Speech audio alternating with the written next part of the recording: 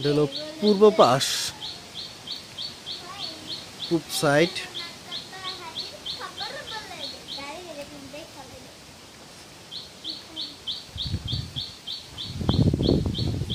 এটা হলো সামনের অংশ, ঘরের সামনের অংশ।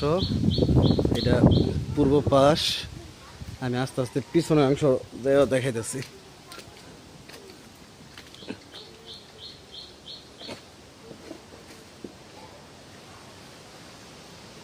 এই যে এটা হলো পিছনের অংশ। এমনি আর কি যে দেড়তলা থেকে একটু ছোট আর কি, পুরোপুরি দেড়তলা না, একটু ছোট, উপরে থাকা যায় আর কি, যে সুলতান মামার ঘরের মতো হাইট। যে এটা সামনের দরজা, দেখছো?